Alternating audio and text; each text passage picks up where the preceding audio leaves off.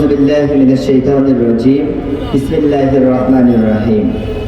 সম্মানিত উপস্থিতি, সম্মানিত দায়িত্বশীল বৃন্দ, আসসালামু আলাইকুম ওয়া রাহমাতুল্লাহ।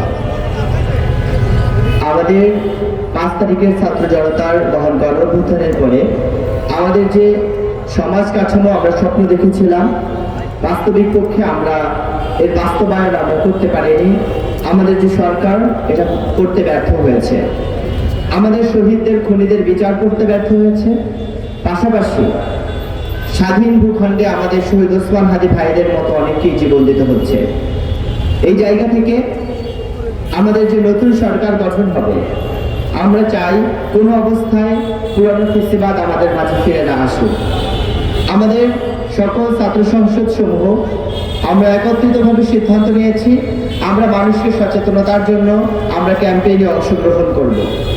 কিন্তু অত্যন্ত দুঃখের বিষয়, আমরা যখন দুর্নীতির বিরুদ্ধে কথা বলি, আমরা যখন চাঁদাবাজের বিরুদ্ধে কথা বলি, আমরা যখন মানুষ হত্যার বিরুদ্ধে কথা বলি, আমরা যখন মানবতার কথা বলি, তখন একটা রাজনৈতিক গোষ্ঠী তারা এই কথাগুলো তাদের নিজেদের দিকে টেনে নেয়। এটা অত্যন্ত দুঃখের বিষয়।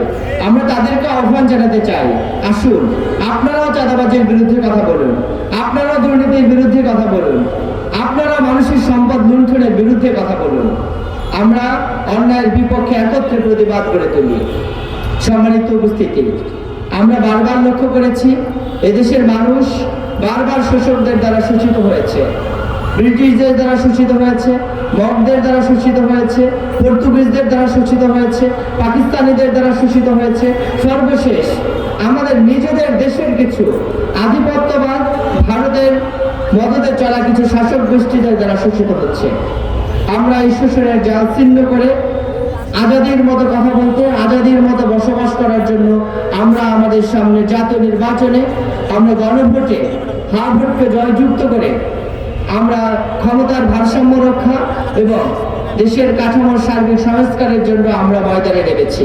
কেউ যদি আমাদের এই কথা বলাকে নিজেদের বিরুদ্ধে মনে করে, কেউ যদি এই কথা বলাকে তারা তাদের আদর্শের বিরুদ্ধে মনে করে, তাহলে আমরা মনে করব যে তারাই জনতার বিরুদ্ধে এবং এই অপকর্মগুলো তারাই সাধন করে যাচ্ছে দেশের বুকে।